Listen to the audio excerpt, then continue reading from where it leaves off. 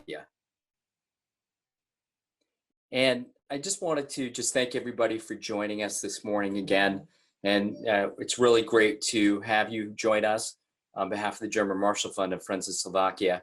And today we're going to focus on efforts to address the coronavirus pandemic in Slovakia, the fallout of the virus impacting Slovakia's political and economic landscape, but also its region and how the region is being impacted by the pandemic. And of course, Slovakia, like many countries, has experienced great shock and challenges, but sort of an interesting part has had a new government in place to deal with this challenge. In fact, sworn in with masks on their face and gloves.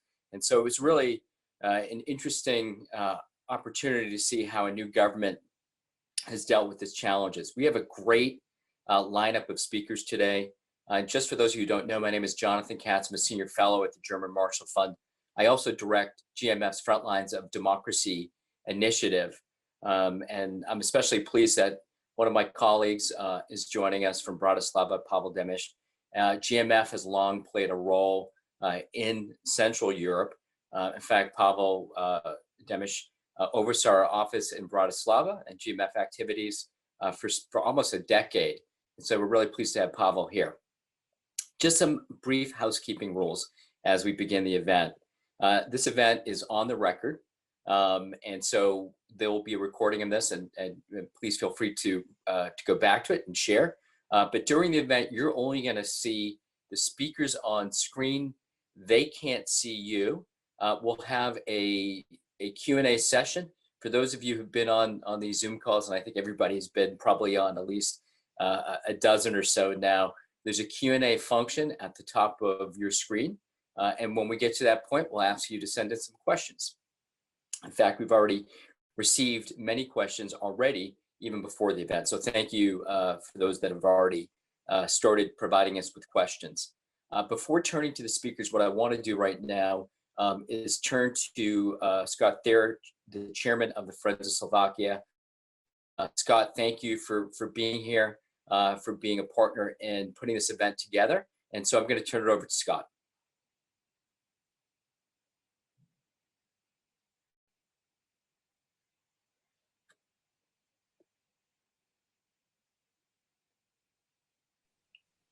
Scott, take your... Can you hear me now? Yes, great. Thank you. Thank you all for joining us. We understand there's over 150 out there somewhere, which is well beyond our wildest dreams in terms of putting this webinar together. In the past year, Slovakia has had 2 elections which appear to run counter to the political currents elsewhere in Central Europe. About a year ago, Slovak voters, in a burst of anti-corruption fervor and reaction to the murder of a young Slovak journalist, unexpectedly elected Zuzana Čaputová as president. And then 2 months ago, the long domination of Robert Fico's SME party came to an end as Igor Matovic and a coalition from the center-right won the parliamentary elections. Since the mission of the Friends of Slovakia is to strengthen mutual understanding between Slovakia and the United States, we thought this was a good opportunity to bring together key experts, and I'm delighted to see 4 old friends up on the screen participating today. A good opportunity to discuss what happened in these elections and what may result from them. We're very pleased to have the German Marshall Fund as a partner. They agreed to co-sponsor the event, and I want to thank Jonathan, and especially John Alexander, the man behind the scenes making this webinar run smoothly, for their support and enthusiasm. And with that, back to you, Jonathan, and to our panelists. Great. Scott, thank you so much. And it was a pleasure. It's been a pleasure to work with you. Mutual Admiration Society, and GMF shares your same goal too, which is to strengthen the transatlantic bonds between the United States and transatlantic partners, and Slovakia is that partner. And so we couldn't be more thrilled to have this conversation today. That was a little bit different than when we first originally discussed pulling together this event. Was supposed to be post-election, and so I think we couldn't have thought exactly. I think it's exactly 2 months ago today that we would be in the position where we are, and doing this as a virtual event rather than in person. With that said, I think you listed all sort of some of the main topics too, both in terms of the elections that have taken place, some historic political changes internally in the country, and then also the issues that this new government has sought to tackle and seems to be taking steps towards fulfilling some of its promises, even in the midst of the challenges today of the coronavirus, but also really directly connected to the issue of good governance and corruption. So what I want to do is, we're not going to go into the full bios because we have, you can see that online or click to links, but our first speaker today is Dr. Kevin Deegan Krause, who's the Associate Professor of Political Science at Wayne State University of Michigan, who has long looked at and has written on Slovakia. In fact, wrote a piece shortly after the elections, sort of talking about the breakdown, and has looked at polling, but it really can provide us with an insight of what took place in that election, but also what has changed on the ground since that election with this new government. And we asked him to provide his perspective and insights. And I really, again, Kevin, thank you for being here. And we'll get to our other speakers with some prepared questions as well right after Kevin. Kevin, over to you. So let me get started here. And I want to start with this picture, which is one of the most amazing pictures I think I've ever seen. Not only because of the way that Slovakia's president can make a pandemic look just utterly amazing, but also because of what's in the screen. And frankly, what's on the screen that you see there contains several improbable elements. I think if you'd asked us, say, 3 years ago, 2 years ago, to look at this picture, we'd see some things that we didn't expect. One of them, obviously, is that they're wearing masks, but I think actually it's a little bit more improbable, the other two things that are there, because the first one, the gentleman on the right, used to be a gadfly in parliament. He would go around with signs and public stunts. Igor Matovic is now the prime minister of Slovakia. And the woman on the left, or on the right for your screen, I think, is President Čaputová, who was a prominent, but by no means politically important environmental lawyer in Slovakia, who helped change a small community and some broader legal norms in the country, but wasn't someone that people would put first on the list of the next president of Slovakia. I think this is really remarkable. It's a remarkable set of changes. And a couple of things that I want to talk about in that broader framework, the way that Slovakia has experienced both continuity and change over time. I've been asked to just talk briefly about the electoral landscape of the country. So what I'm going to do is just run you through very, very quickly the elections of 2020, how those fit into Slovakia's history, and then I'll hand it on to the next speaker. So, we've talked about continuity and change. Obviously, a lot of change in the people there. There are other places of continuity. So in a different realm, just 2 years ago, when Matovic was a gadfly and Čaputová was a lawyer, Amazon's profits topped 2 billion. Surprisingly, in 2020, Amazon's profits are again high. So some things are staying the same. Some things are changing. I actually think this is probably the key image of this decade of the 21st century. I suspect that guy laughing will be the way that we look back on this. The rest of us, maybe not so much. But here's what I want to do really quickly. I want to talk about the results. I want to talk about where those fit in the framework of ideology and how that deals with three quick things: how it questions of party endurance, questions of party leadership, and questions of party predominance. So this is the main part that I want to deal with, and then just very quick 3 thoughts on the other. So these are Slovakia's elections from so the results of Slovakia's most recent elections. And actually, what I just want to do quickly is to talk about the winners, the losers, and the in-betweens. So if you can see all of these at 25% for Matovic's Obyčajní ľudia party, 18% for Robert Fico's Smer party, and then a pretty significant drop-off to a series of parties in the 8 to 5 range. So Smer Rodina, Kotleva's Our Slovakia, the coalition of PS and Spolu, Freedom and Solidarity, For the People, the party of the former President Kiska, and then a number of other parties that didn't quite make the parliamentary threshold. If we look at it in terms of winners and losers, obviously the huge winner was Matovic's party, more than doubled its results from the previous election, quite a bit more than the party has ever received. But it's not the only party that got a lot more votes than had happened in the past. So the coalition of Progressivna Slovensko and Spolu got 7%, which is a pretty respectable result, despite certain circumstances that I'll talk about. Zaludi, probably less than people expected, certainly the party itself, but still managed to get over the parliamentary threshold at 5%. Two other new parties, a splinter from Fico Smer called Dobra Volba, another party on the right, a party of the former Supreme Court Justice Stefan Harabin, and then the party Smerodina, We Are Family of Boris Kolar, which increased slightly its results, not a ton, but slightly. So these are our sort of big winners. The problem is they're not all big winners. There is a significant but here. First but is that these two smaller parties, while they did fairly well, didn't get into parliament. So those aren't going to be players in what we're talking about. And neither, even though together the coalition got above 5%, the normal threshold, because it was a coalition, it didn't actually exceed the 7% special threshold for coalitions. So the coalition of PS and Spolu isn't in the party either. So despite that fairly impressive 7% result, 6.97% result, the party doesn't actually make it into parliament. So the really big winners, the big winners that will actually be able to take advantage of their winnings are really Obychajny Ludzie and Zaludi. Losers, pretty much the losers were the members of the previous government. So the party SAS, a right-wing party, the party of Richard Sulik, which has been up and down in the polls, didn't do as well as before, although this is sort of the party's more normal state, so the previous result may have been a little bit of a blip.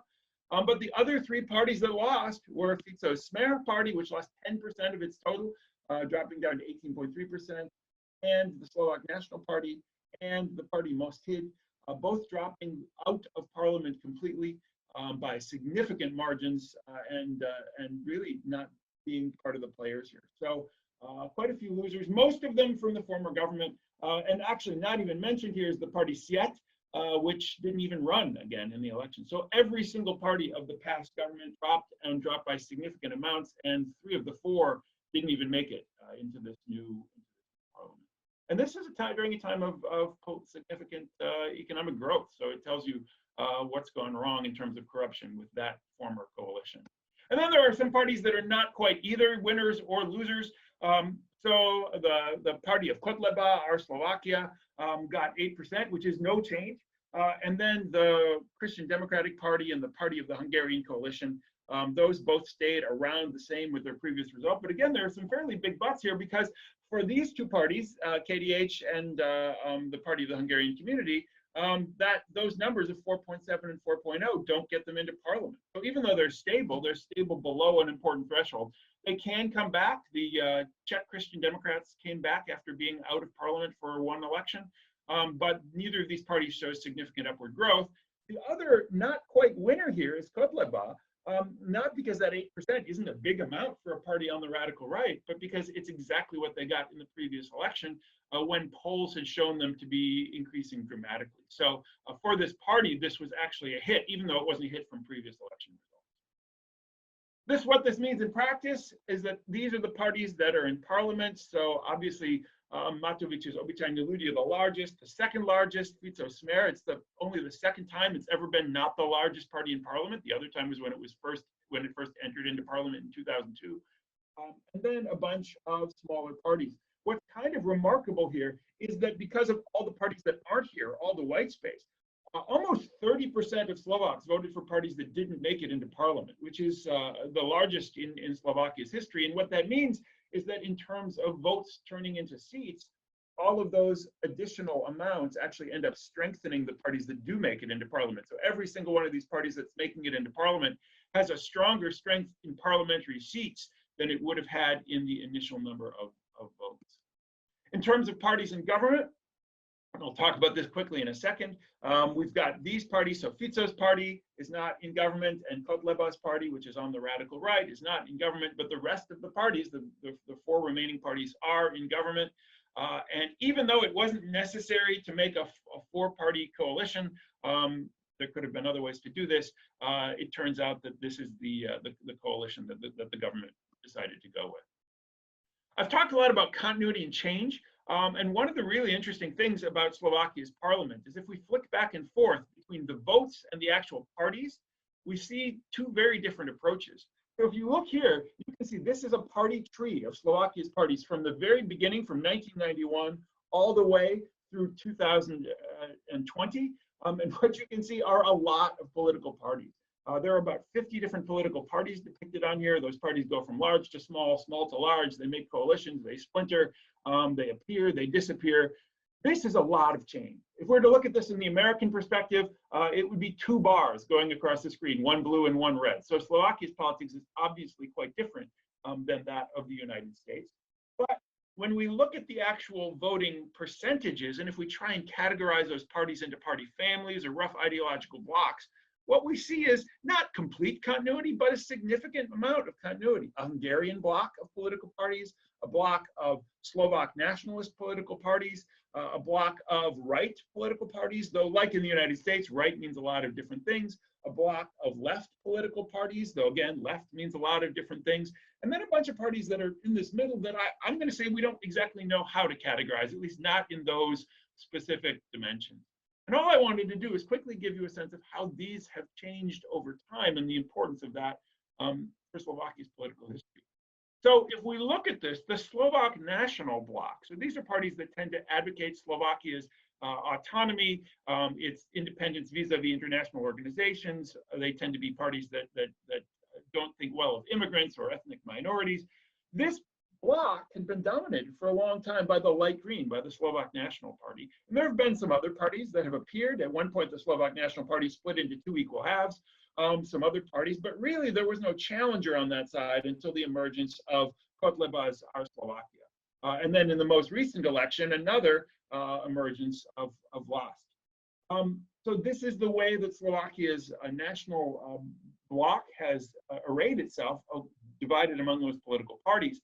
But because Slovakia has a 5% threshold, what's really important to know is that just because a bloc has a certain amount of strength doesn't mean that that bloc is necessarily going to have that same strength in parliament. And in this case, if you see the parties that are grayed out, this is the Slovak National Party in Vlast, which didn't make it into parliament. So the only party in this bloc that's actually made it into parliament is Kotleba, significantly weakening that side of Slovakia's political spectrum in actual day-to-day politics. A similar phenomenon actually appears on the other side of Slovakia's politics among parties that are tend to advocate Slovakia's ethnic minorities, and particularly its Hungarian minority. You can see that there have been various groups and combinations of political parties. For most of the time, it was dominated by the Hungarian coalition. That Hungarian coalition split in 2010. But both of the parties that resulted were in parliament for a while. Over time, the party of the Hungarian community actually dropped out of parliament. And then in the most recent election, so did the newer party, Most Hid, of Bela Bugad, who had previously run the overall coalition. What that means in practice is that for the first time in Slovakia's history, in this bloc of voters, which is about 11% of Slovakia's overall population, now only about 7% of its overall voters, neither of those parties has gotten into parliament because both of them fell below the threshold, meaning that for the first time there is absolutely no representation for Slovakia's ethnic Hungarian minority in Slovakia's parliament. Slovakia's right is really complicated, and I put it in quotation marks because right means a lot of different things in Slovakia. It's just important to know that different parties have represented Slovakia's right over time with a lot of different ideologies and different ways of approaching it.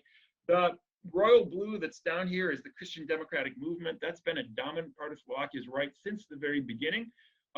In the middle period, in the 2000s, the Slovak Democratic and Christian Union of Miklos Dzurinda also dominated the right. And then there were a variety of other parties that have played various roles, including SAS, Freedom and Solidarity of Richard Sulik. And then more recently, you could say more or less to the right, meaning more or less pro-market economics and more or less open society, Za ľudí and Progressiveness Slovensko. And so, but what's really kind of interesting about this is that this too faces parties that didn't get over the threshold, either because of the coalition error of Progressiveness Slovensko and Za ľudí, or because the Christian Democrats simply fell below. So really, of all of the parties on Slovakia's right, only Za ľudí and SAS are in parliament right now.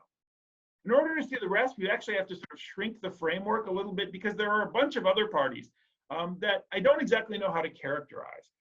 Parties that play a sort of middle role, parties that generally tend to be okay with market economies, generally tend to be okay with something like a fairly open society, but have other things that they care about, corruption or other questions. And in particular, in this space, I would put Obyčajní ľudia, Matović, and Smerodina. These are parties that are really hard to profile on almost any of the standard dimensions. And in the last 2 election cycles, those parties have really come to the fore and played an increasingly important role in this space. Both of those parties got into parliament, and both of those parties are really the backbone of the current government. And then lastly, there's the left. And I'm including in here the movement of for a democratic Slovakia, Vladimir Mečiar. It doesn't quite belong on the left, but there seems to be, you can see, an almost equal trade-off of voters between Mečiar's movement on the one hand and Fico's Smer party on the other hand. So it's not quite right, but both of these parties have played with redistribution on the one hand and sort of some kinds of ethnic, anti-Hungarian ethnic appeals and other things on the other hand. Smer plays that card sometimes, not other times. But you can see the left in this kind of proper sense reached its peak in the 2012 election, but subsequently hasn't fared as well as voters have gone to anti-corruption parties and other parties. And if we look at this overall, what we see is that Slovakia's left is really at one of its weakest points, particularly in terms of parliamentary representation, since Dobra Volba's not in parliament. There was an old joke that I worked with some colleagues to make back in the 2000s. I'm pleased to say if you Google Hazade S and look for images, this is one of the ones that pops up. But there is a sequel to that story, which is the brief history of Fico Smer. And if you look at the numbers for that party, it peaks really in this kind of middle point, and then seems to slide from there. What's going to happen right now, we're not really sure, but it certainly is not at the peak that it used to be at. Last 3 things I want to say. Really, one of the dominant efforts in Slovakia, aside from left and right, Hungarian and Slovak, one of the dominant themes in Slovakia's political party system is the emergence of new political parties over and over again. And every single space where you see a party coming out of nowhere, every single split and every single merger reflects the emergence of new political parties in Slovakia. And this is a dominant theme. So Slovakia's got some pretty stable ideological streams, but these are expressed in various different ways in various different parties over time. And when we look at the current Slovak political party system, these are the ones that are currently in parliament.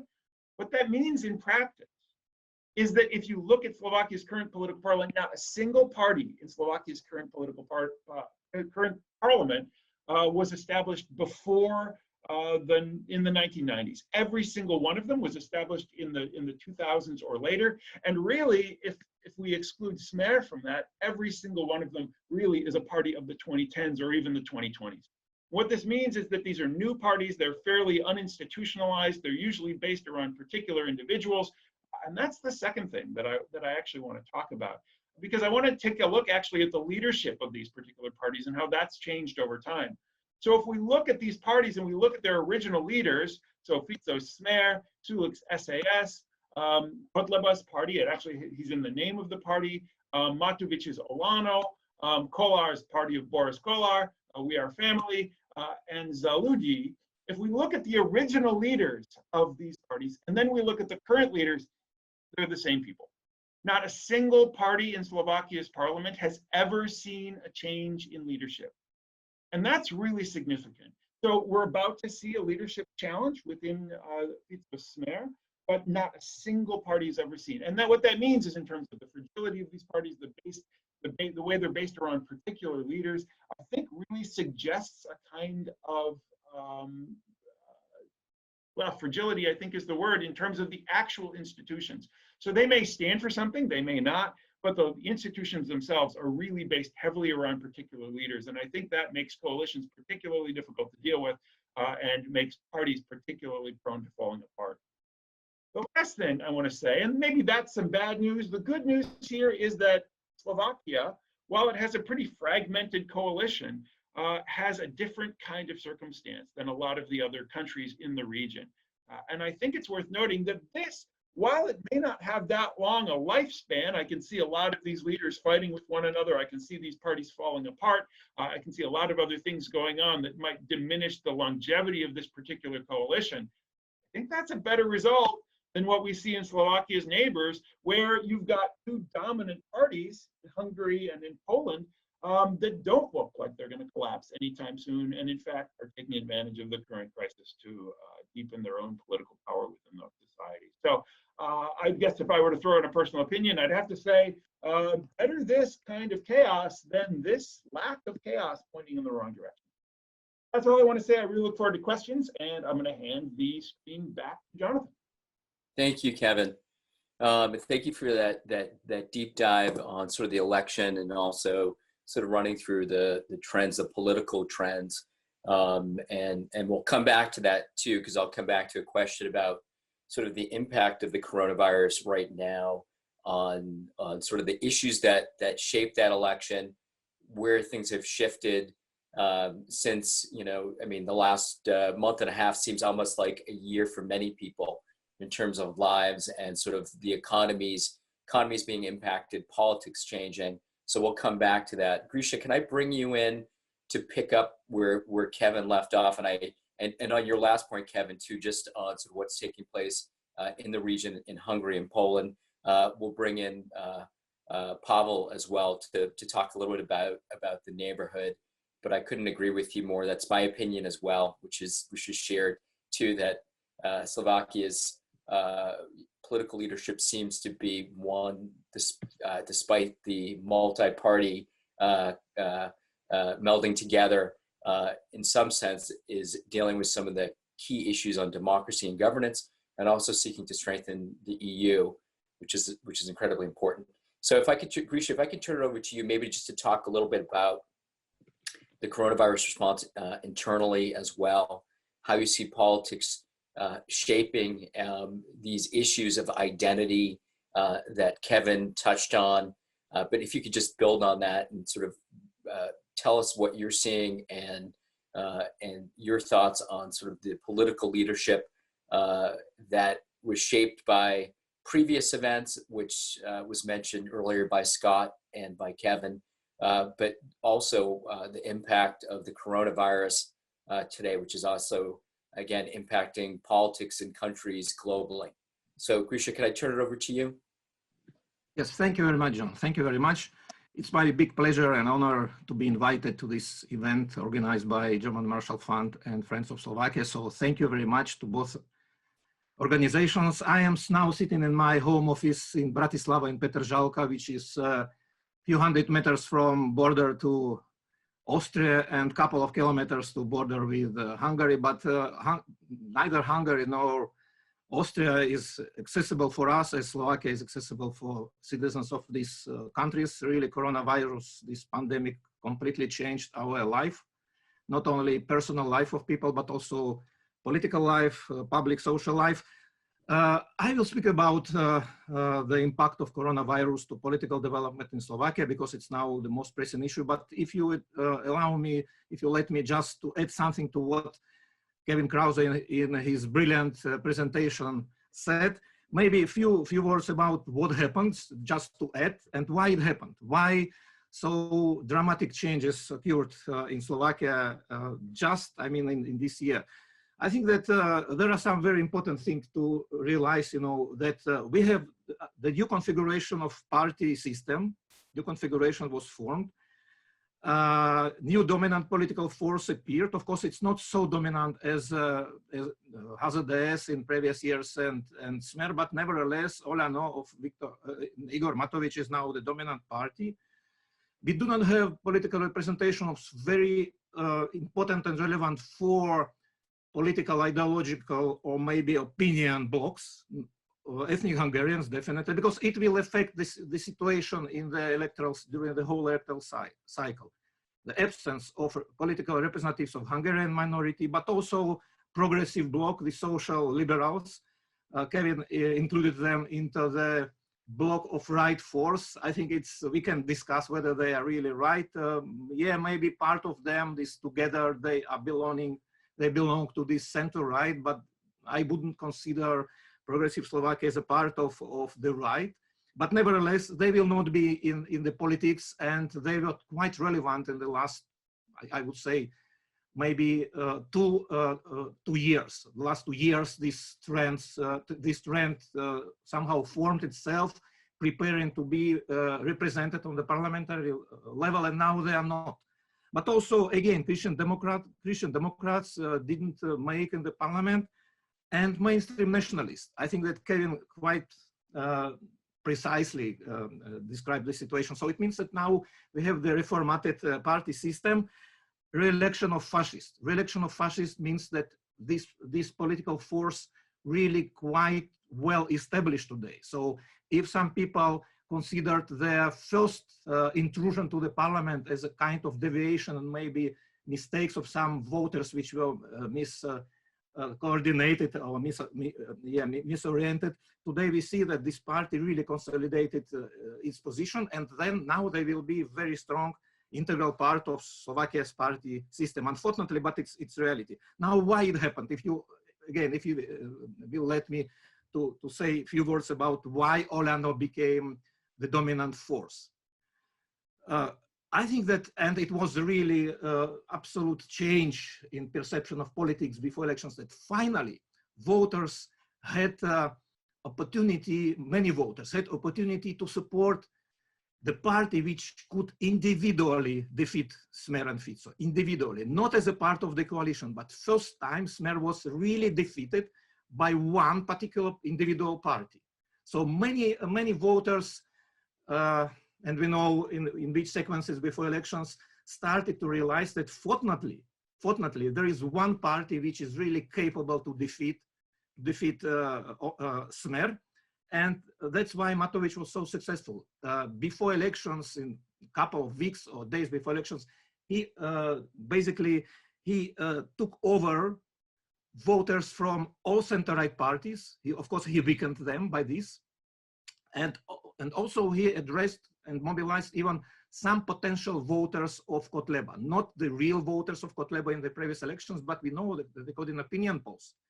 Kotleba party had 2-3 months before elections political rating, 12-13%. But at the end, his result is weaker, but I think it's partially thanks to efficient approach of Igor Matović in addressing this this group of electorate. Then Olano won according to opinion polls, in all socio-demographic categories of people, among first-time voters, among students, people with university degrees, businessmen with secondary education, only with 2 exceptions. Smer won elections among pensioners, Olano was the second, and the Hungarian party, the older Hungarian party, won elections among Hungarians.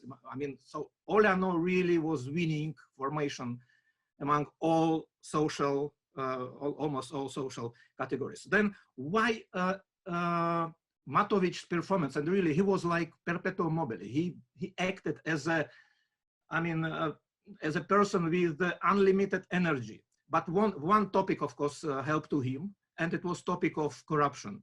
This topic was very salient, and we know that among those voters who decided to vote for Matović, 70% said that we voted for this movement. It's not party, it's a movement because they are fight against corruption. So also it's an indication. Its indication is a kind of promise and liability. So it means that this party is now perceived through this optic, how this party will solve this issue, how they will treat with this challenge. So, and why, of course, it's trivial things, but it's very also important to realize, why Hungarians, for example, fail. Because their leaders are completely miscalculated. They expressed the selfishness and wishful thinking, but also there are some, I think, credible signals that at the end, when it seemed that they finally came to conclusion about creation of kind of maybe coalition, maybe common party list, that some signals came from Budapest that this development is not very welcome. So, and now what we have, I mean, very short, and then I will speak more about coronavirus, a very short summary of post-election development. So Igor Matović became the third prime minister during the whole 30 years of Slovakia's democratic transition, who formed the government as a winning politician. So far, only in the previously, only Mečiar and Fico. So no Zorinda, no Iveta Radičová. They were leading the broader coalition, the ruling coalition. But Matović is a prime minister which really won elections. Then we have center-right four parties coalition, which of course was expected immediately after elections that they would form the government. It's oversight coalition. They have the so-called constitutional majority, so very comfortable situation. But prevailingly, it's a conservative coalition in social cultural sphere. There are some, I would say, packages of liberal, rather persons. Yeah, SIS, Freedom and Solidarity, is libertarian party, prevailingly liberal in social cultural issues, but conservative in, I mean, issues of taxation and so on. But in all other countries, all other parties is prevailing. I think that the conservatives are prevailing. So, but there are some liberal persons, even in Olano, in Zaludi of former President Kiska's party.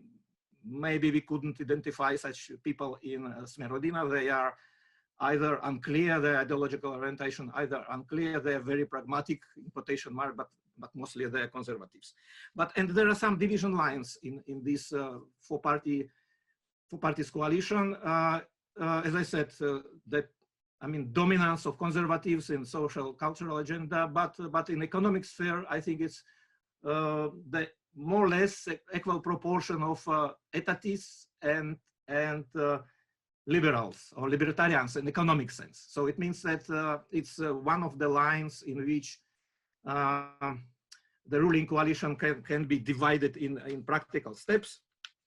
But what is very important, I think, we are now witnessing the process of approval of the governmental program in the parliament, and what is absolutely clear that this government is pro-EU and pro-NATO. So it's very pro-Western oriented government, which is big advantage in comparison with the previous government which declared its pro-Atlanticist and pro-EU integration, but the practical implementation of these provisions of governmental program was, I think, in quite contradiction with the declarations. So now I am skipping some points which probably I will touch in discussion if I will have a time, about some other issues of inter-coalition cooperation, some risks which I think endangers this ruling coalition. And now sharply to coronavirus situation. Slovakia is only one country in the whole Europe and whole European Union in which the replacement of the government happened just during coronavirus. And paradoxically, it influenced almost all parties which were elected in the parliament, probably with one exception, Kotleba's party. Somehow they are out of the whole agenda. But we see how the opposition, Smer, and the ruling coalition, how they're trying to benefit from this politically. I know that it sounds a bit cynical, but you know that it's about politics. All these cases are about politics. And we see a certain dynamism in this. First, I think that it was very smooth replacement of the government, specifically in this issue, and people somehow registered that both representatives of the former government and the current government, they really contributed to the solution, or solution in quotation mark.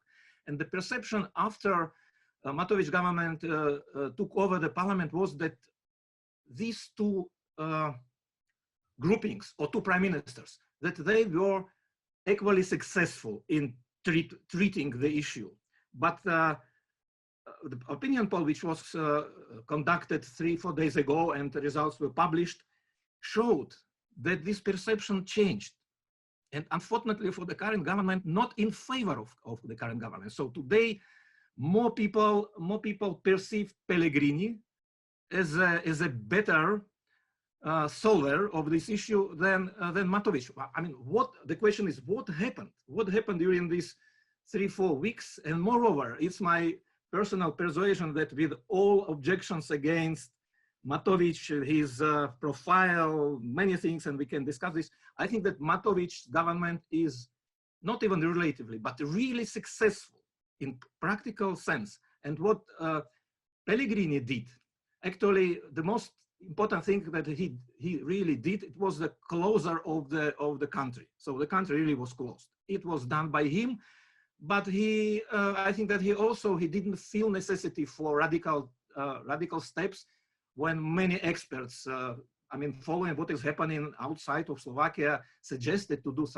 something. And then at the end, Pellegrini, 1 week after the first patient was identified, the first person infected was identified, decided to close the country. But then he had less than 2 weeks, and simply I think that he didn't have opportunity even to do the substantial serious things. Of course, it's true that he was appearing every day for 1-2 hours in TV, showing himself what he is doing and how he's doing, but the real practical results came after the replacement of the government. But what happened to this government and to Matovic, that he is not perceived today? So almost 2 times more people perceived Pellegrini as a more successful, that his performance was better than Matovic, which is really injustice. I mean, I am not big political supporter of Matovic, but I have to give him big credit.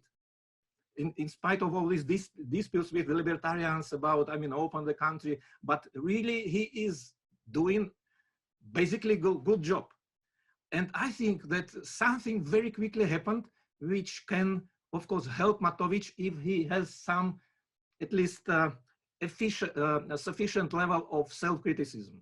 I think it was a reaction of the people for his quite chaotic communication, his micromanagement, his very conflictual treatment of the issues, efforts of him to accuse, to criticize other persons, even to blame the persons, to publicize some news which were not confirmed, confirmed at the end. So it means that now I consider this as a unique momentum for Matovic for correction of his style of communication, his style of relations between him and his coalition partners, especially with Sulik. But it's not only Sulik, he's from time to time also trying to criticize another smaller party, the party of the former president Kiska, Zaludi for People. So it means that now even his, we know from these results that even some of his voters somehow do not support him, didn't support him in this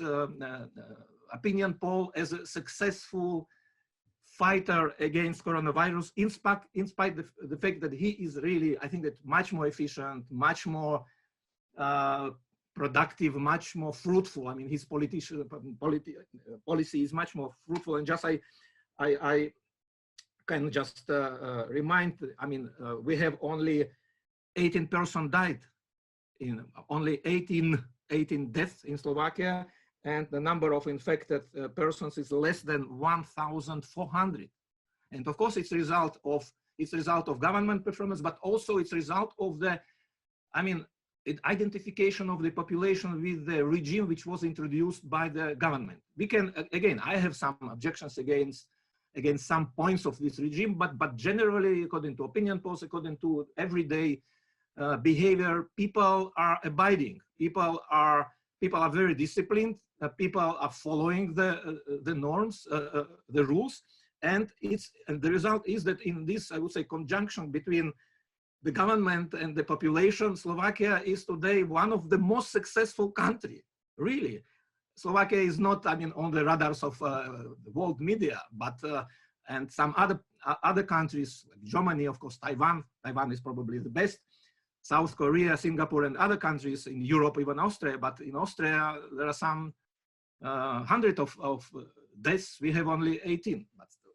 so it means that there are some indications that we are quite good in this, but the population, even those who are voters of the ruling coalition, they're critically evaluated now. They critically evaluated the performance. Now, what it means for the further political development? Of course, it's very important. I mean, if this government will be successful in treatment the situation, especially economically, and it's a huge problem. Slovakia is not so strong state which can donate to the inhabitants, to the citizens, substantial sums of money, but the government promised to do something. The process started. I think that Martina will tell us probably more. She definitely is following how government is, I would say, disbursing funds for the citizens. And now your question about the configuration in the region. The configuration in the region. Look, I was more optimistic before elections, and my expectations were a bit different. Expectations of the composition of the government. Definitely expected that Oľano will be a very strong actor in the coalition, but I expected at least that these progressives, social liberals, they will be in the government, and then of course we will be more. I would say more pro-European in regional issues, because in regional issues, all previous governments of Slovakia declared their pro-EU and pro-NATO orientation, but especially during the Fico's governments, both the first and the second and the third, and especially in the last electoral cycle when problems with Hungary and Poland appeared. Our government, even, regardless of ideological orientation that we had a left formally, I do not consider Smer as a left party, but officially on the declaratory level, they are left party. We were very supportive for our neighbors in their complicated relations with the European Union. Of course, we didn't join these two blocs, but we were very cautious. In governmental manifesto, which is now debating in the parliament, there are some phrases which indicate that even having a big deal of understanding for Poland and Hungary, some ideological closeness, that nevertheless, closeness of Oľano with some social conservatives in Poland and in Hungary, but nevertheless, I think that the priority will be the European point of view. So the Europe. So and I think it's good. I think it's good example of right pragmatism. Slovakia is a absolutely integrated part of European Union. We are more integrated than Poland and Hungary. Also, of course, than Czech Republic. We are member of Eurozone. We are a smaller country. And I think it's for us to be part of some country blocks which are debating with the European Union about something which is creating fundamentals for European integration, the basement of norms. I think it's what the previous government de facto did. Yeah, Fico completely supported Hungary and Poland in refugee issue, and I think that it damaged our positions. Then, of course, pragmatically, we somehow softened our approach, but still, we were considered as a part of this anti-EU, anti-refugee bloc. So, but now I see that there are some opportunities for changing the situation. And of course, very important, especially for me, because I'm following this.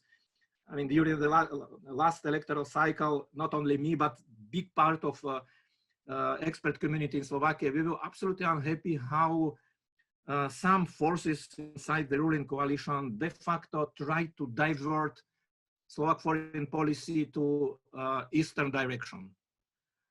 And the whole discourse, it's negatively affected the whole discourse. Maybe on the level of our cooperation with NATO, not so big damage was done, but there were some cases in which Slovak National Party almost undermined our operability with NATO. This famous case of overflight American helicopters.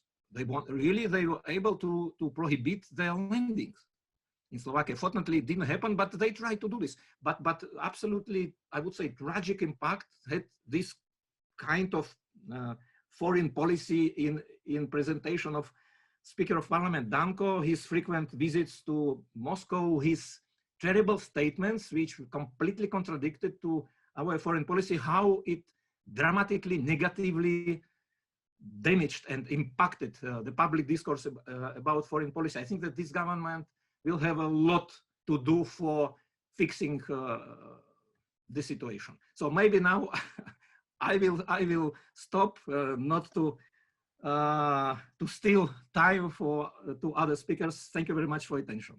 Grisha, thank you for that, and especially in those last points, which I know, Pavel, I hope that you'll pick up on too, on sort of this EU position. I also very interested too how people perceive how the EU has responded to the challenges in Slovakia, because there's been plenty of criticism about that response. But I wanted to turn to sort of economic issues, and Grisha, you touched on that too.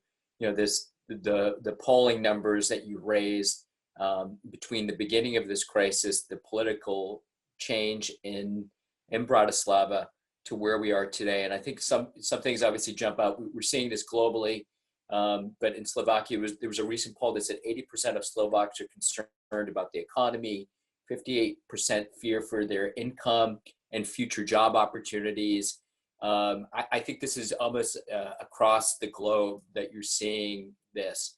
And in the United States, it's no different, where you have that type of concern, massive unemployment.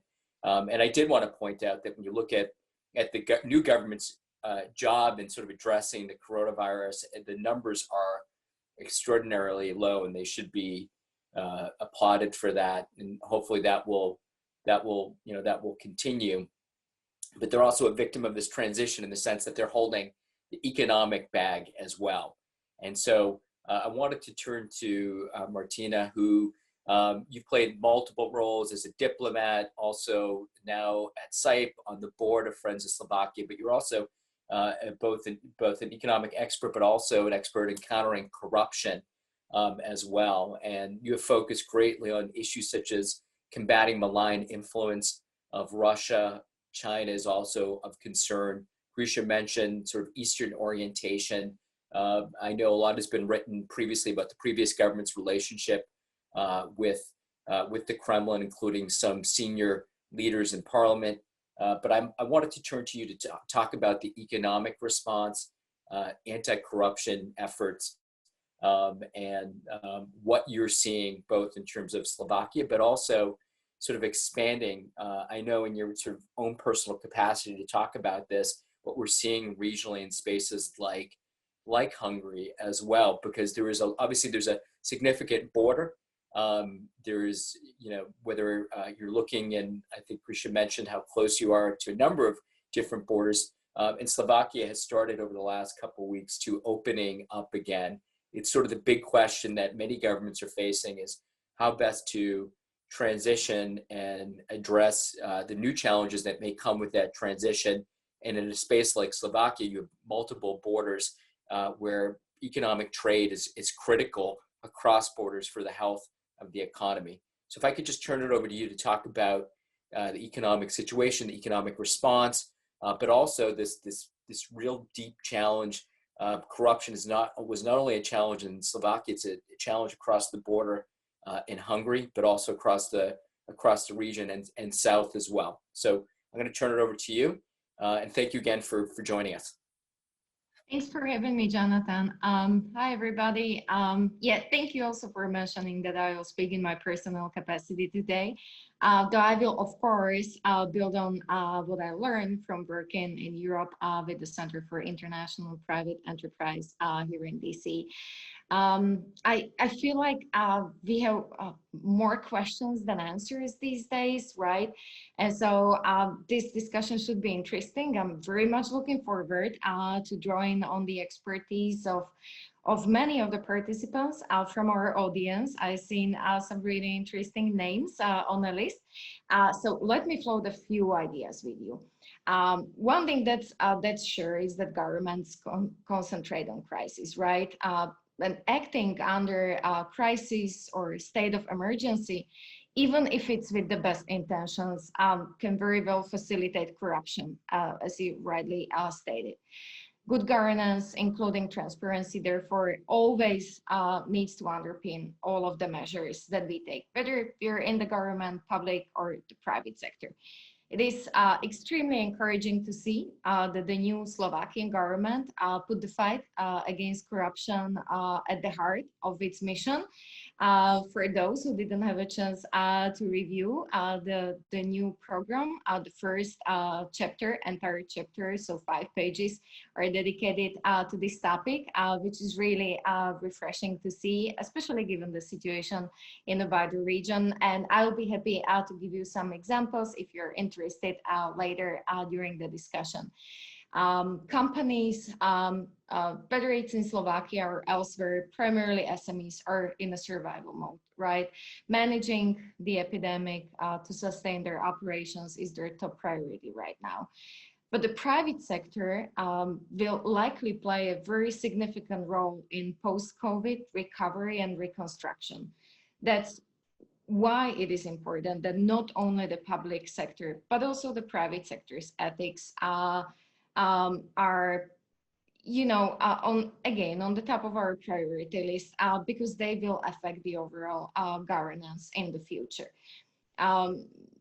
Fight against corruption, which flourishes and also exacerbates inequalities, especially in times of crisis, is now more important than ever. It's particularly important in the Slovakian case, given its recent history. And Grisha and they also alluded to it in their introductory remarks. According to the most recent assessment of the Slovakian Business Alliance, Slovakia is lagging behind in terms of its business environment. And this has been the case since 2018, really. But what's really concerning is that it is increasingly lagging behind compared to the rest of the world when it comes to business environment in Slovakia. It's clear that COVID will negatively impact economies and will also most likely slow down reform progress further. That's not necessarily the good news.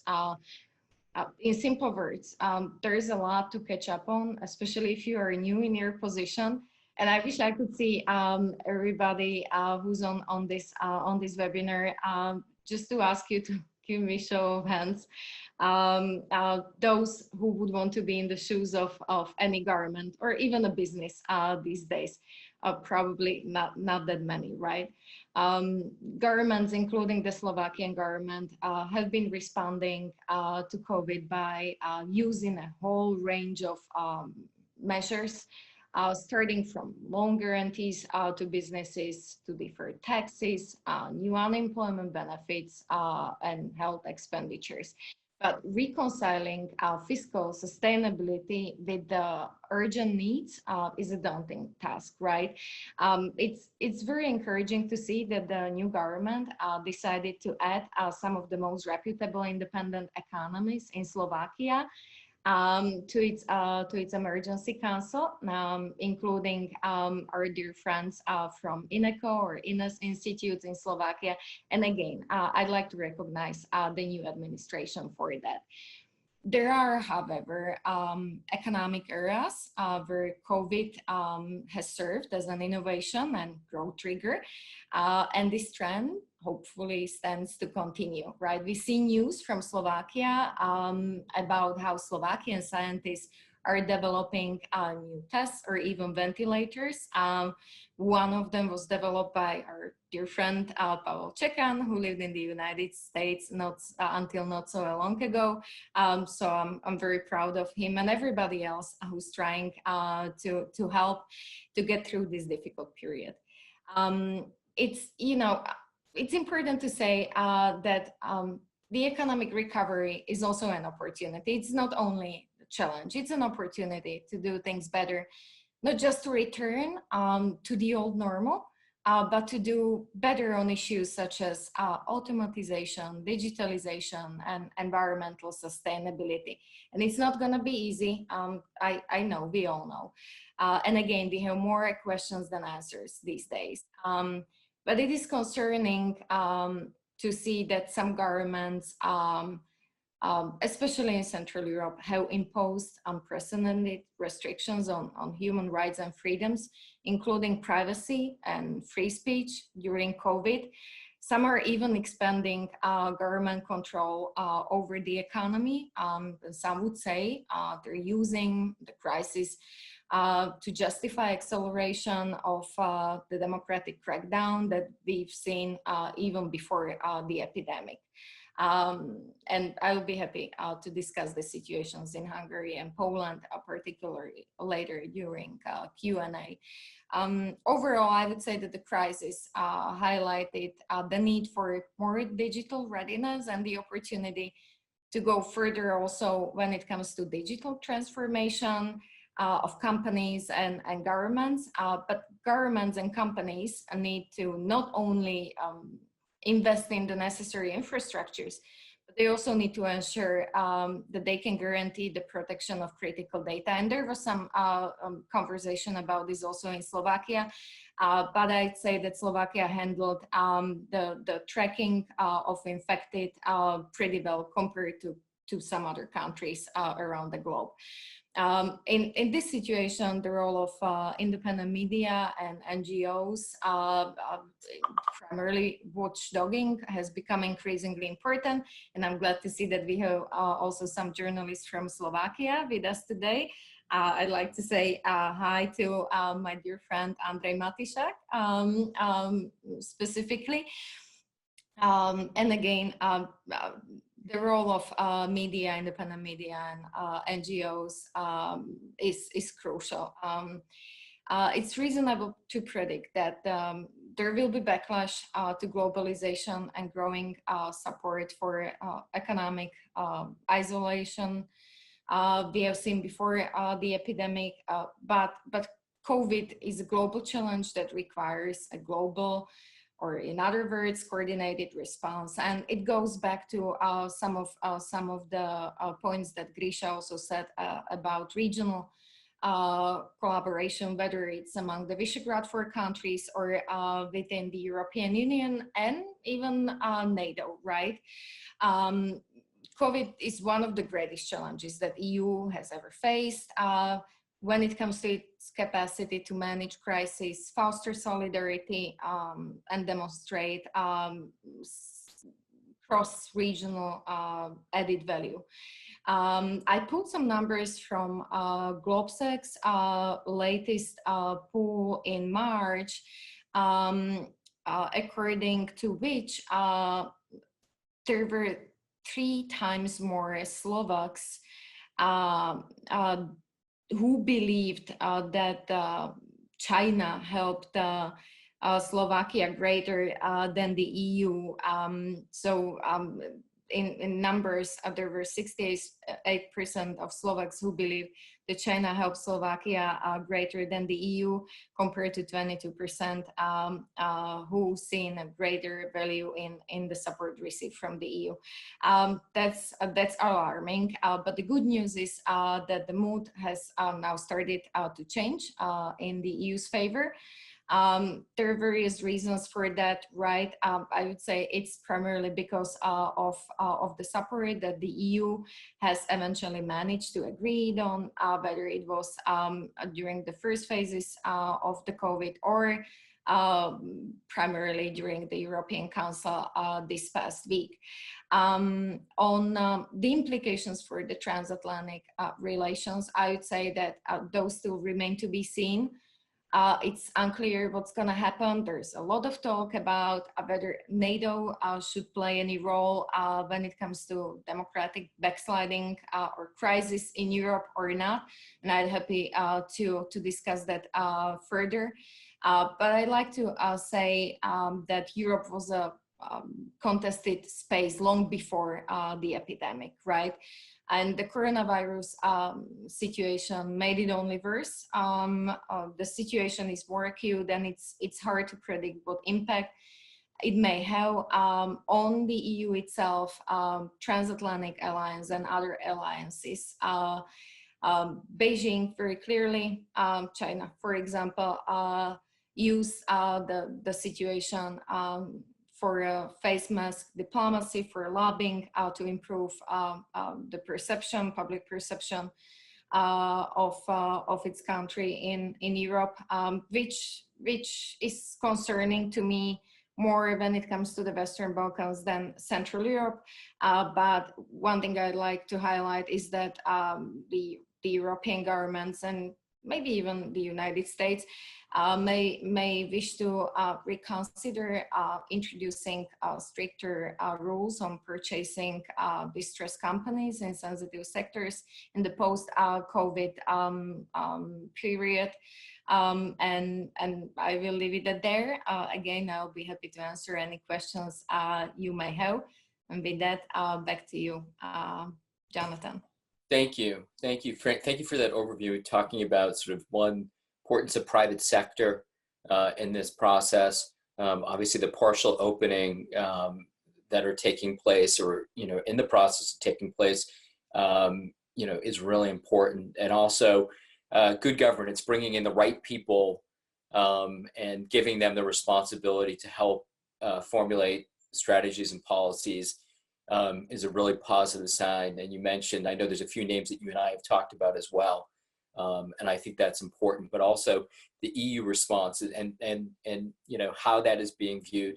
I think in talking to others in the development world too, they also talk, this is not the coronavirus, there's some immediate needs, a sprint, and then there's a marathon, which is going to be getting economies back in shape. And I maybe I'm a little bit bullish, but I think the United States, the EU, and others are going to be better placed over an extended period to provide the type of support and engagement that's needed. But I also wanted to, if I could, you mentioned, and we'll get into this, a couple of areas of the economy that you suggest there may be opportunities within a crisis to shift if governments are willing to do that, but also take into account the impact on small businesses in particular, and those that maybe aren't able to access the resources needed to keep afloat. So it puts a stress on economies, not only in Slovakia, but globally. I wanted to turn now, if we could, to Pavel. You've heard sort of the comments of your colleagues here, many who you've worked with, both with your GMF hat, Friends of Slovakia hat, but also in other positions. You've held senior leadership roles, worked with both civil society, and Martina, thank you for recognizing the importance of civil society, both Slovakia, but also regionally. And at some point I will ask those here about what we can do to support those in civil society, both from Washington, but also in Brussels. But can you maybe just, I wanted you to comment and respond to what you've heard from the previous speakers about, sort of number, both the internal response politically and the challenges and you've been through, you've seen a number of governments come and go, you've been part of governments, but also sort of the external factors, both the regional factors and then also Western partners. And this is, Friends of Slovakia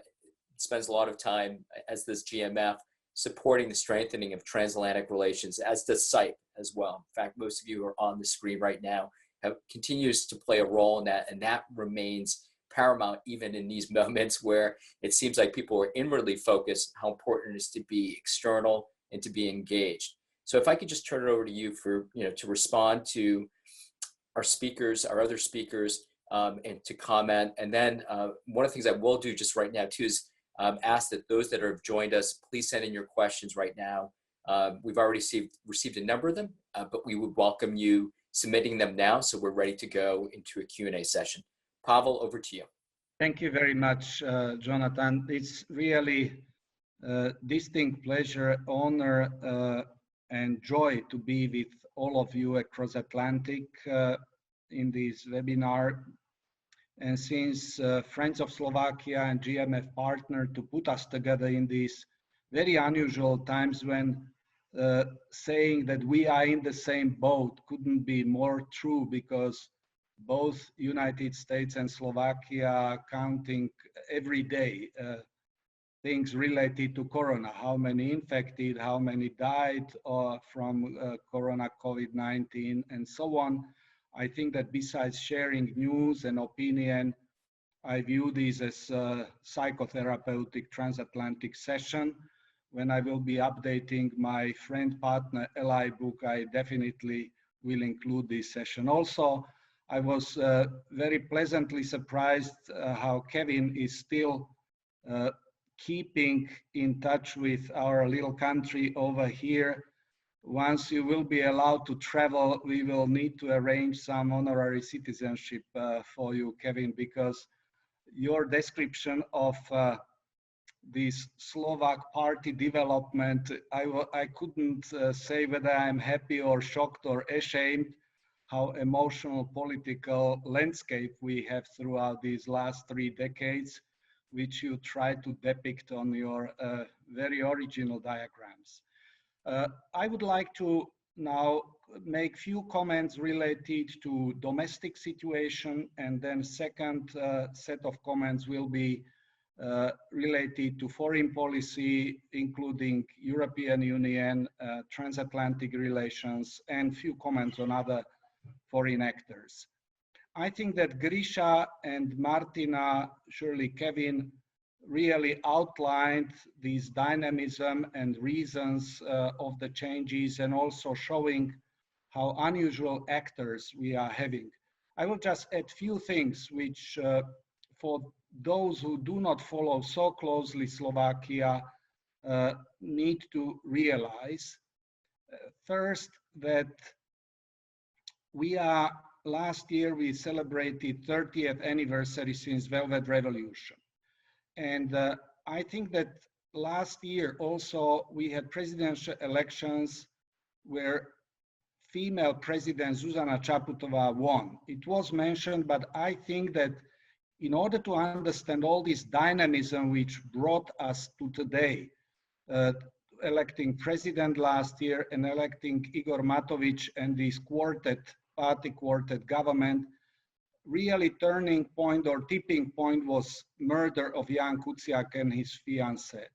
I think that Slovakia, it was an awakening point when we realized that almost 30 years after so many ideals of Velvet Revolution, where we wanted to have democracy, justice, fairness, rule of law, that actually we forgot that we were evolving into political system which was not in compliance of those ideals 30 years ago when communism was ending. This anti-corruption agenda became driving force which brought Zuzana Čaputová to office, and anti-corruption agenda was driving force which brought Igor Matović. And both, just a couple months before elections, political scientists were not predicting that these two guys can make it. So this was very unusual that people somehow intuitively felt that we need to have head of state like Zuzana Čaputová, and that we need to have head of state, head of government. And now I need to stop, because we didn't expect that Igor Matović will make it. And I think that he was surprised, and he's learning to be prime minister, and we are learning to accept him as prime minister, because he was protest politician. And I think that he was emotionally unprepared to become head of government. And I think that we are seeing it now, about 1 month after, how he's putting together machinery of coalition government, how he's handling opposition, how he's learning to communicate with the public. We never had somebody like him using social media. He's in this regard like Donald Trump with his tweets. We are struggling with his Facebook posts, which are creating a lot of turbulences, both in political but also in public life. But as Grisha Mesezhnikov said, we are in the middle of debate of new government manifesto, which is the longest ever. It has 121 pages. It's very eclectic document where all four parties, only one out of four was ever in government. So all of them had this difficulty to squeeze in what they promised their voters. So this is 121-page eclectic document, which didn't have really actually one editor. So it consists of various party politics from pre-election time, but what was already mentioned by Grigory Mesezhnikov and also by Martina, anti-corruption agenda is dominant in that all four parties feel that people expect of them to change political landscape and to deal with corruption of past decades. Then this notion of pro-European agenda is very strong in it. Open government is mentioned. This is a format which Obama invented. Iveta Radičová brought it in. They continue with this open government, which was not abolished even by previous government. And for the first time, United States has very prominent position because it says that United States is strategic partner for Slovakia. And so with all of these, we can see that this is pro-Western government, anti-corruption with strong transatlantic ties. Surely, since these four parties do not have too much experience with governance, before we will see a lot of adjustments, and particularly with very big margin that these four parties have constitutional majority in parliament, which gives them very comfortable role that they will be able to change anything in legislation. People expect of them to move swiftly, not only in fight against Corona, which I will mention briefly later, but also to fix shortcomings of the past. Few personal interesting things. Prime Minister and President both are 46 years. I think that it shows that we have also generational shifts, that these are people, you know, who are bringing already more modern communication techniques, and younger generation got heavily interested. Civil society got interested. There were many people who had passed from civil society, and that is why in government manifesto, position of NGO is pronounced so much than never before. NGOs are mentioned across manifesto in various parts, not only in human rights part, but also in foreign policy, labor, and others. Jan Budaj, Minister of Environment, he's very interesting case because he's the oldest, 68 years old, but he's veteran of Velvet Revolution. Jan Budaj was like Václav Havel in Slovakia. So Jan Budaj was our Velvet Revolution man, together with Milan Kňažko, and no one believed that somebody like him, who was on the top of politics 30 years ago, now became cabinet member, which is quite interesting, and he's quite close to Prime Minister. He's from his party.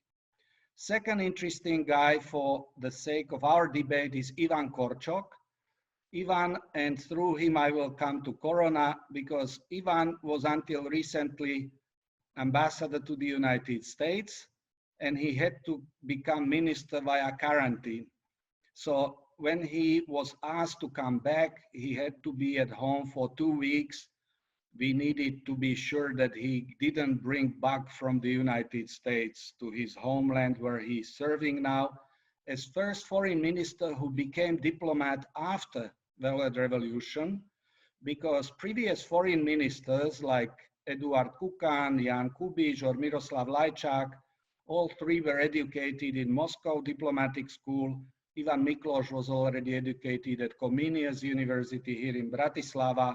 and he brought as two state secretaries Martin Klus, who was member of parliament before, younger than him, and also Ingrid Brodskova, who was his colleague. Ingrid was brought also via quarantine. She was ambassador to OECD in Paris.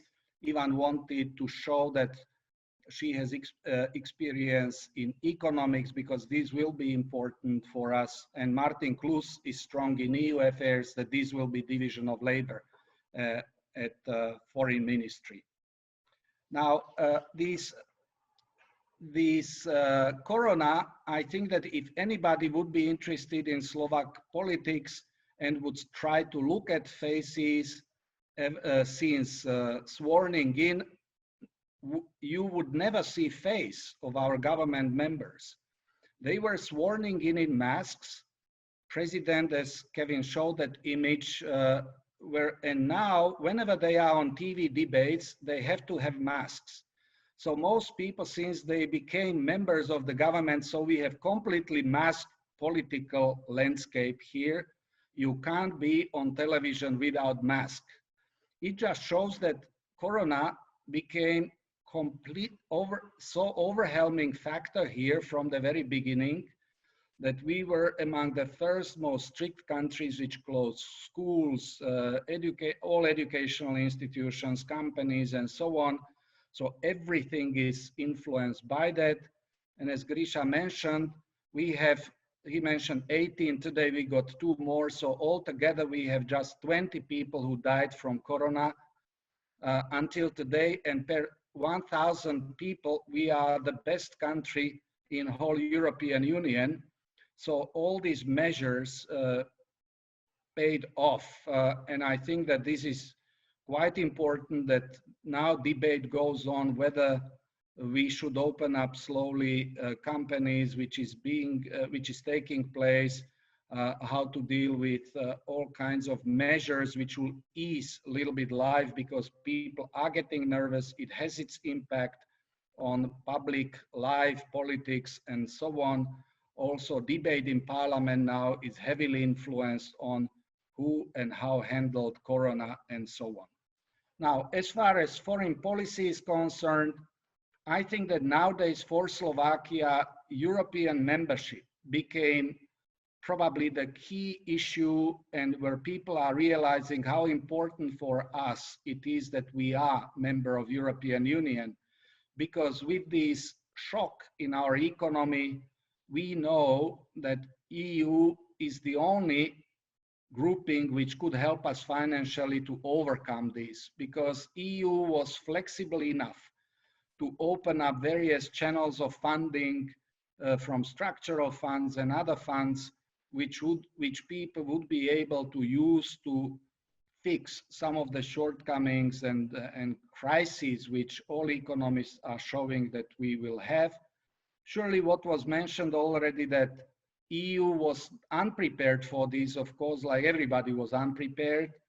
And I think that this image of EU was quite negatively influenced, that we collectively were unable to help Italy. Because what went on in Italy as a country at the beginning was so tragic. Images from Italy, and particularly northern Italy, hospitals and dying people in huge numbers, and we didn't know how to help. But people didn't realize that health issue is national issue, that there is no EU program for health as such. So it took EU some time to develop not only practical assistance, but also how to communicate what we can and what not. But nowadays, I think that image of EU is improving. Data which Martina was referring to were measured about 3 weeks ago, when people were quite shocked that China, from where virus came, suddenly was sort of positively viewed, because masks and some medical instruments were coming from China. So people positively looked at that. Also, China, I think, very skillfully developed their diplomatic measures when they sent doctors to Italy, when EU didn't send yet. All of us, including Slovakia, we sent help to Italy quite late in comparison with that. So I think that Corona is testing public diplomacy instruments, strategic communication instruments, both on national level, but also on EU. And I think that it showed a lot of shortcomings, but also a lot of opportunities to improve, since all of us now live in online world. I think that ministries, institutions, schools, almost everybody's work has home offices. So I think that we will also on think tanks and NGO level need to learn how to be more flexible and how to look at trends, how public views things, because psychology warfare will become, or psychological battles will be part of the game. Russia, I think that which has a lot of inner problems dealing with these. Russia is not doing too much here, so there is no practical help from them, but since there is traditionally positive, quite positive view on Russia by quite large segment of society, but also many of these hybrid warfare instruments have been used and were activated. New government put in government manifesto a lot of references to deal with hoax and false news and manipulation of public. I think that these will become one of the big topics. Now, as far, and also EU is now developed communication via online. There are online summits. There were already 2 online summits of leaders, but foreign ministers are having their online summits. So all foreign ministries within EU are operating now online, and I think that we are improving. We'll see how long it will take, but I think that governance via online instruments will be a huge topic for coming months. Now, as far as neighbors is concerned, we are, since our economy is intertwined with Czech, Austrian, Hungarian, Polish, we are locked, all of us. There is this, now slowly we are easing for social workers, health workers to go across the borders. So all of this issue is becoming now a bit easier, but all of us are living in rather huge isolation. And for foreign ministry, and I think that this is now time when we are experimenting how to become borders more transparent for cooperation, but this is only a matter of last days. And term pendler, meaning people who are working across border or living across border and would like to come back to Slovakia. It's one of the big and hot issues, how to test these people, not test, and so on. Ukraine is completely locked. Ukraine is not even allowing their own citizens to go back. Those who remained here before these measures, and if they are workers in Slovakia or other cases, they can't go back. Slovakia, in our foreign ministry, and I'm finishing with this, was tested tremendously through repatriation operation. I think that in last 1.5 months, Slovak ministry and embassies across the world were mapping our citizens and trying to help those who didn't come individually back home. Foreign ministry helped almost 4,000 people to come back via plane, buses, trains, and so on. So this was huge operation which consumed work of diplomats. Also bringing in medical staff was huge thing. These facial masks, respirators, and tests, and so on. So I think that we are still dealing with that. With the United States, I think important moment is what I mentioned already, that US is mentioned as strategic partner. One of the big question was whether F-16's deal, which was the largest deal so far signed by previous government, will be in this period of crisis approved. Defense Minister Jaroslav Naď, who is also from NGO community, he just said that it will continue because it's going on. So I expect that European Union, United States dialogue needs to be tested under these new circumstances. But I think that as far as Slovak-US relations, I think we have open space for looking at opportunities, what we have ahead of us. And Miroslav Lajčák, it's absolutely last point, predecessor of Ivan Korčok, was named Special Envoy of EU for the Balkans. He will be in charge of Kosovo-Belgrade dialogue. So this, since most of you know him, I felt that this is also a piece of news which we can mention during these challenging Corona times.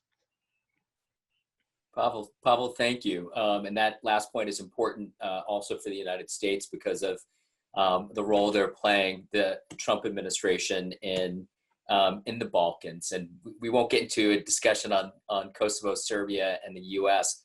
But I did want to maybe just pull into this. We're a little bit over time right now too. So I wanted to try to get to as many questions as we can in a short period. So I asked my colleagues, panelists joining, to try to answer as shortly as possible.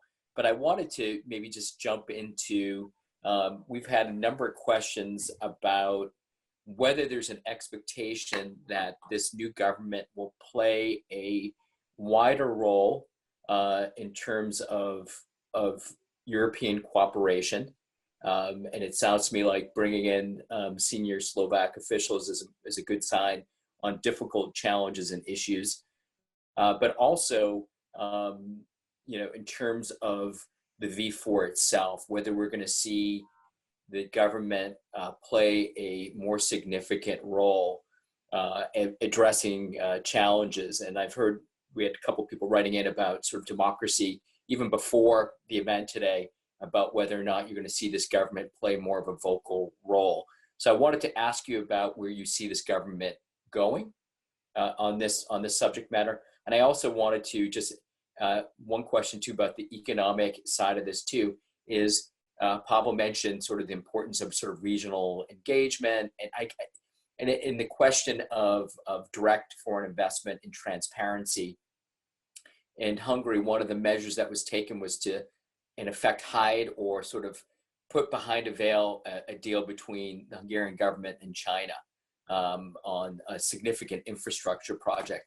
How does the Slovak government, and this is, I think this is for the EU, navigate a situation when you have a government that's sliding further in the direction closer to one where it's less transparent and perhaps more corrupt? And so maybe this is for Martina to talk about that, because it's hard to envision a future where you have such stark contrast between what's taking place in Bratislava and what's taking place in Budapest. So I think that was questions that were sort of intermingled here. But also one for, I think, Kevin Grisha too, is maybe, and Pavel, if you want to, but maybe we'll try to keep it to two, is the relationship between the president and the prime minister. What does that look like right now between political parties, sort of ruling parties, but also, Kevin, you mentioned growth in sort of neo-fascist parties, and we had a question about what may be contributing to that hasn't been the focal point of the conversation, but maybe we could speak to those domestic issues on sort of relationships internally, then maybe speak to these larger questions of the role of Slovakia externally under this new government, but also this challenge of within the EU of competing economic ideologies or approaches. Budapest is clearly approaching issues and economics in a different way, a less transparent way than in Bratislava. How does that mesh together when we talk about ensuring that cross-border trading is free, fair, and transparent? And will you see a greater role of Bratislava within the EU to try to change the dynamic of this issue of transparency and democracy? So I don't know, maybe Martina, maybe you want to kick us off to talk about the prospects of addressing corruption cross-border. Yeah, thank you, Jonathan. I'll try to keep it brief. It's not an easy question to answer, of course. First question I would ask is who is the actor on the side of the Slovakian government? who could possibly take that greater role, right? And so so I don't really know what's the answer. Is it the president? She's been very active. Kudos to her.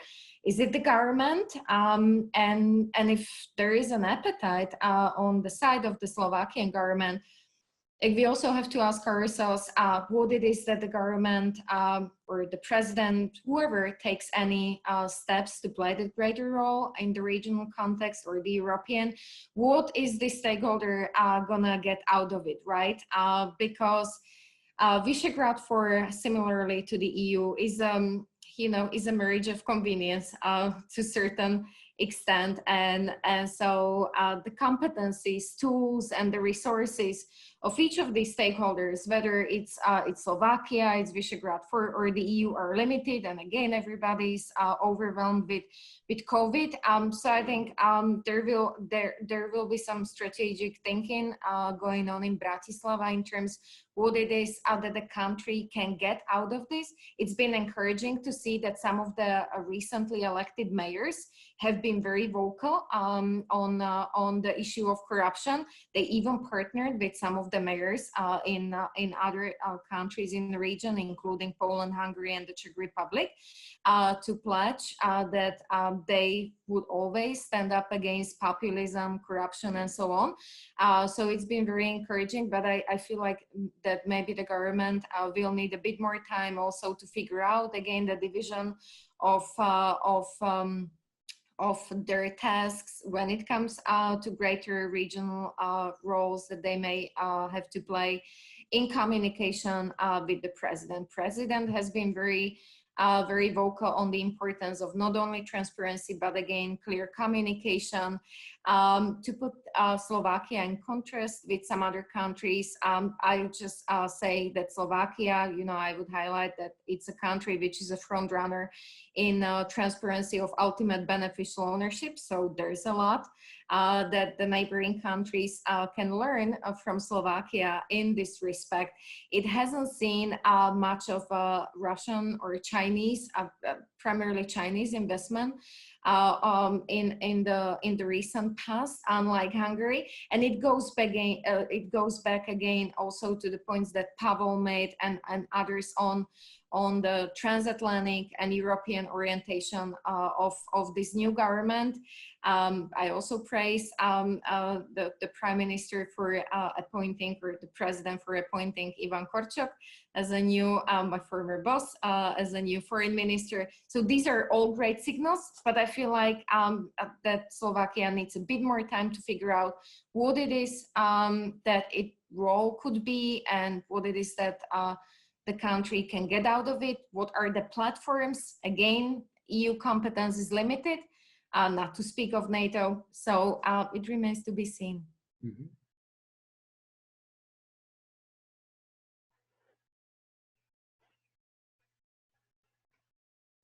Jonathan, you need to Unmute. I'm unmuted. Sorry, Pavel. You knew I was talking to you.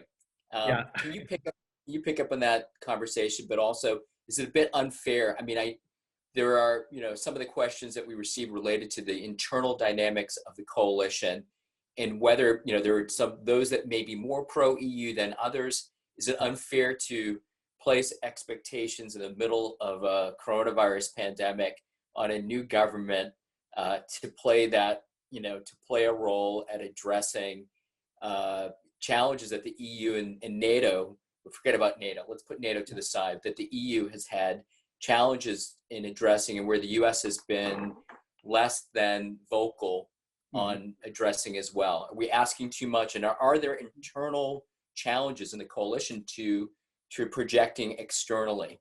Yeah, I think that as far as Visegrad is concerned, I was waiting how the four countries' governments will be talking to each other during Corona, when first EU online summit went on. And I think that it is in good old tradition that Visegrad for foreign ministers, Visegrad for prime ministers are consulting each other's position, because there are so many things which we share, which we need to look at. I think that if I would be asked to pick something what got a lot of my attention and admiration, and not only mine but others, but how Czechs were helping us, because through airport in Prague, many Slovaks were coming home, and there was a lot of almost rescue operations done by Czechs who helped our people to come back home. And just interestingly enough, that airport is called Airport of Václav Havel. So I think that there is a lot which going on between, but surely what's going on in Hungary when Orbán used even a corona pandemic to strengthen his position, where he sort of created new political situation which shows him that he is dealing with the corona and weakened role of parliament and so on. Also in Poland, they are supposed to have elections on 10th of May, very shortly, when there was a lot of debate what is fair or unfair now, have presidential elections, not, and so on. So I think that in a way, the situation that we have government, four-party government, and what Kevin also mentioned very rightly, none of these people are so strong as what we have Fidesz or PiS in Poland. For Igor Matovic, even if he has constitutional majority in parliament, he will have to very carefully handle balance of power. He is not so powerful as those two guys, Kaczynski and Orbán. So I think that for Slovakia, this dilemma, Visegrad or EU, it's quite clear. We will be EU oriented, but we will try to coordinate and cooperate within Visegrad. But we are not going to copy or try to sort of close eyes vis-a-vis some of the democratic shortcomings which we see in Budapest or Warsaw. I think that this is quite clear from first steps. Also, what we have and they don't is president. It is quite remarkable. Zuzana Čaputová is the most trusted politician after corona eruption. Zuzana Čaputová is handling her position, how she was dealing with government change, how respectful she was to those who were leaving, respectful to those who were coming. Now she regularly invites ministers from the government to talk to them about outstanding issues in the field of social affairs or others. So Zuzana Čaputová's approval rating is about 83%, which is quite remarkable. Out of all politicians, she is most trusted. Second is then Igor Matovic, then Pellegrini, former prime minister, and then others. So I think that she plays this very balancing factor in Slovak politics, which is also quite important. And the fact that Ivan Korčok came back, he's the only in the cabinet who is non-partisan. He was nominated by Sulik's Freedom and Solidarity Party, but he is not a member of that party, as only cabinet member who is independent, because he was viewed as exceptionally good diplomat since he served as ambassador to Germany, then in Brussels at EU delegation, now in the United States. So government didn't want to experiment with foreign policy to putting there somebody who wouldn't have enough experience in these very challenging times. And Ivan was offered this position, accepted. So I think that he surely needs to build up a little bit his political muscles, but respect which he got in country within short time is quite remarkable. And last point on that, Robert Fico accused him during parliamentary debate that he is mercenary, that he served already since Mečiar's government until this government. Ivan then responded that he never served to political party, but he served to Slovakia. And with this, he became catapulted immediately to attention that he distanced himself to this party politicking. So I think that it shows that he, with two state secretaries which he picked, create good base for the foreign policy balance within the region, vis-à-vis European Union, vis-à-vis United States. But we expect that we will better understand what US policy is all about, because somehow we are a bit lost when we are watching how Corona is handled by Donald Trump and Boris Johnson. So we don't think that this Anglo-Saxon tandem is showing us sort of best example of coping with epidemics, but also with international relations. But I think that I expect that we will be good and predictable partner if this coalition, because of high emotion of leaders, will continue to do the job and stick to the program which they declared and are now defending in the parliament. Thank you, Pavel. And now I'm going to, Grisha and Kevin, I'm going to bring it over to you to sort of pick up on some of the internal factors. And I understand the balancing act of a new government in a region with diverse partners with different political leanings, and also a diffused West, both the United States and the EU. But a couple of things that sort of want to pick up. Again, I sort of posed these questions to before, was some of these internal relationships between a very popular president, pointed out by Pavel in terms of approval ratings, and prime minister and party, about that relationship and how that is working out, and then also some of these underlying issues that the government is also dealing with too, and whether this is a moment. Martina brought up a moment to deal with some issues. One of them that was raised in one of the questions was about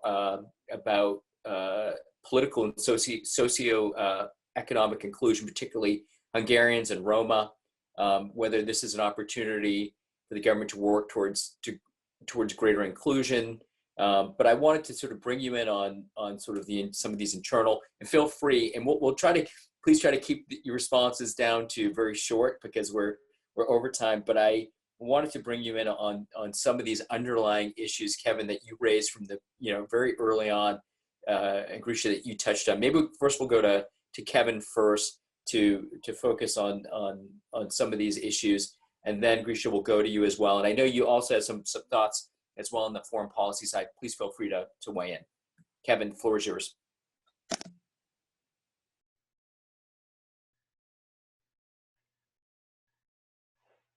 Of the radical right.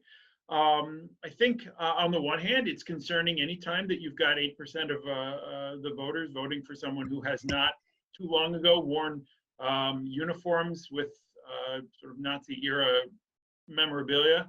I think that's a problem in a big way. On the plus side, I think we haven't seen a significant rise in that voting base. So the jump from 2 to 8 was a lot in the last election, but staying at 8 is a positive sign. And I think as these things go, this is not unusual in Europe as a whole. I mean, there is a strong base of people who are either opposed to immigrants or opposed to people of other ethnicities, who really fear for their jobs and their livelihoods and other things, and blame it on ethnicity or national reasons. So while 8% isn't great, the fact that it hasn't risen significantly, and the fact that even before the election, the other parties seem pretty devoted to maintaining a cordon sanitaire that would exclude Kotleba's party, I think is a good sign. The other question you asked that I have anything to say about is the question of the president. And I think it is pretty remarkable to see, as Pavel said, such a popular and really figure handling this in such a kind of intelligent and effective, inclusive style. It's really impressive to see. I think the president is going to have a surprisingly big role over the next few years, not only because she's active and smart about this, but also because it's in the nature of this kind of multiple party coalition that we're going to see problems, I think. I think the idea of this coalition surviving for 4 years in its current condition, current configuration, I would be surprised. I learned in 2016 to stop making political predictions, but I think we could see some significant shakeups. These are all parties run by individuals who have opinions and thoughts and grudges. and whose parties are not particularly well integrated. And so I think it's going to be important for the president to have a role. Someone's going to need to keep this cabinet together, and is going to need to keep being able to sort of negotiate among the, get them talking to one another in a lot of ways, and having things move forward. So I'm really curious to see how this is going to pan out, and I'm really curious what Grisha has to say. Okay. Kevin, thank you. And Yeah. Grisha, I want picking Well, just maybe picking 3 up points. 3 points. The first is reasons for re-establishment again as a parliamentary party of the fascists. Second, just few words about Čaputova's relations with Matović. And the third, foreign policy aspect of the intra-coalition configuration or configuration between political actors. First, Kotleba's party. I think that, of course, there are different reasons, situational reasons for the fact that they were elected, but I think that there is one more serious than others. That it's not coincidental that first time they entered the parliament after the governance of Smer, and the second time also after the governance of Smer with the smaller parties, coalition parties. I think that a part of ethnic politics and a part of this social deprivation issue, the reason why neo-fascists in Slovakia are so successful, because 8%, it's success.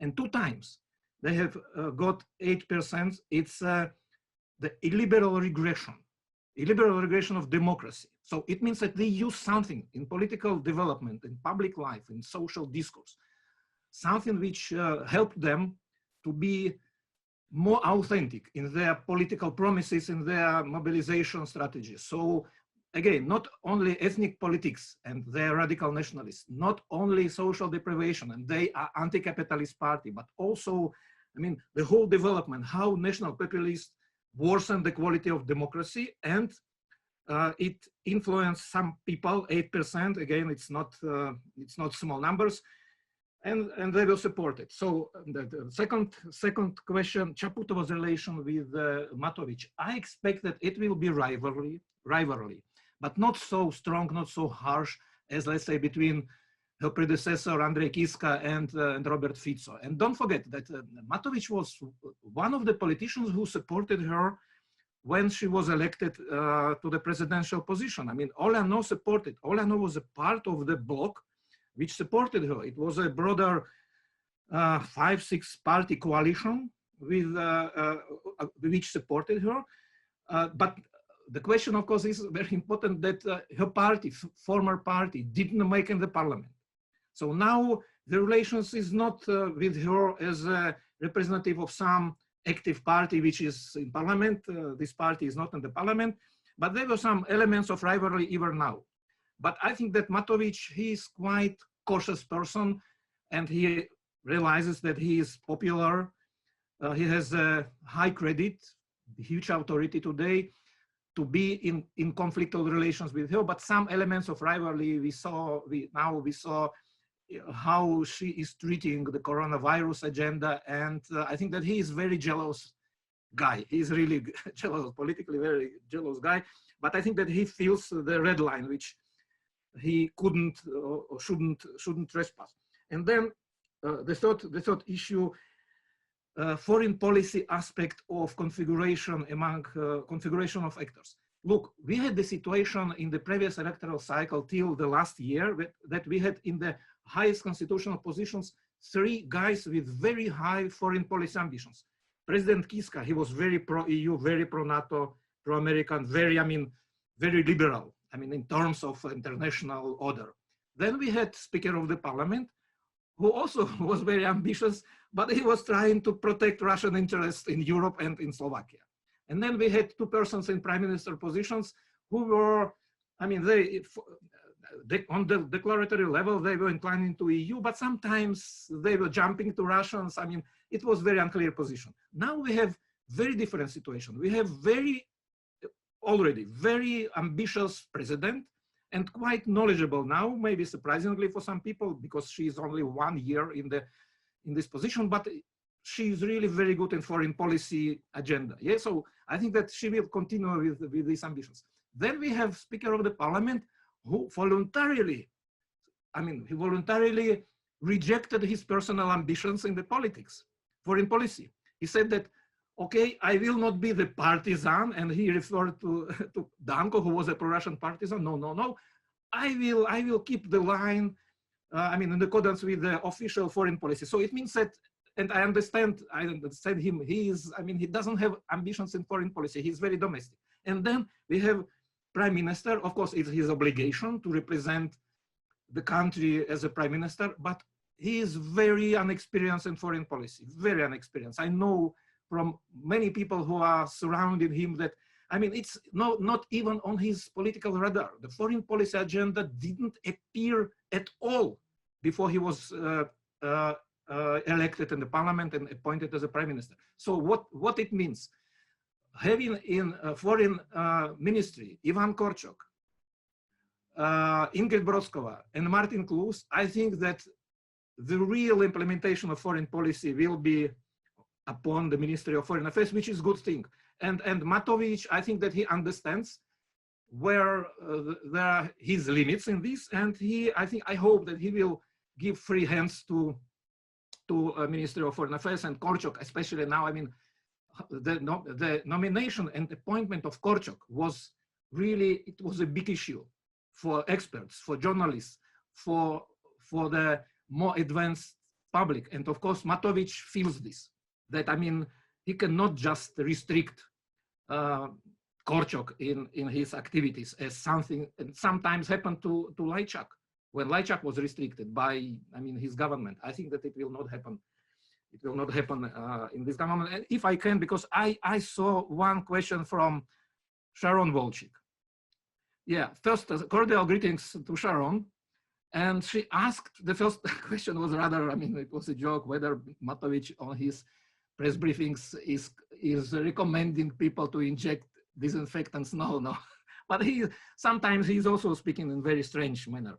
But the question was also about the consolidation of party system, and she quoted Kevin's and Tim Houghton definition that now party system is passing through hurricane, I think. Yeah, I think that's a turbulent time for party system. I don't think that it's really sustainable state of the party system as it was now formed after these elections. Two things I think will be absolutely crucial. First, whether Olano finally transformed itself or established itself as a political party. I'm quite skeptical. They were quite successful when they were in oppositions, but in the government, to establish this new party and especially to identify raison d'etre. Frankly, I don't know what is the main reason of existence of this party. What is political ideology?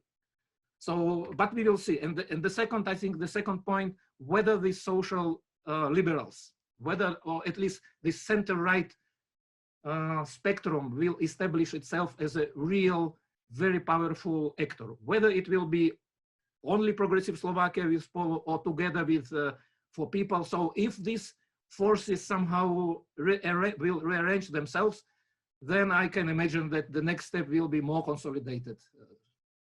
Party system will be in more consolidated shape. So thank you. So I think we've hit our the end, and I really want, first of all, there was a number of questions. Grisha, thank you for sort of following up on one of the questions online. What we'll do is we'll distribute the online questions for those that we didn't get to. We'll try our best to respond back to you if we can with our speakers. But I first and foremost want to thank our panel for joining and sticking with us for extra time as well. One of the things I noticed when we're doing these events is when you typically go this long an event, you usually have huge participant levels drop off. But in this case, quite amazing. I've been looking at the numbers. People really stayed to listen to hear what you had to say. We all learned a tremendous amount, both about what's happening internally in Slovakia, but also the challenges regionally, the importance of the transatlantic component of this, including both the EU and the United States. One thing which is quite clear is that we're in a moment of changing political landscapes that are moving very quickly globally. Slovakia is a microcosm of these challenges of one of the few governments that came into office as the coronavirus hit and fully hit. And I think we'll learn more over the coming days how reintegration of the economy happens, but also politically how this coalition moves forward. So thank you again. Hopefully this will be first of the many. Friends of Slovakia, thank you so much, Scott, for being here and joining with us today. And for all of our speakers in Bratislava, in Washington. And by the way, Kevin, you're not allowed to get honorary citizenship until after the U.S. election. You got to vote. So don't give them that yet. But really, thank you to everybody, and please stay safe, stay healthy. On behalf of the German Marshall Fund and the Friends of Slovakia, thank you again for joining us. We look forward to our next conversation. Thank you. Thank you very much. Thank you. Thank Thank you very much to all co-speakers, Thank you. moderator, Thank you. Scott, and everybody. Thank you. Scott, Pavel, Martina, Grisha, Kevin, thank you. Thank you, Jonathan. Thank you all for a great morning.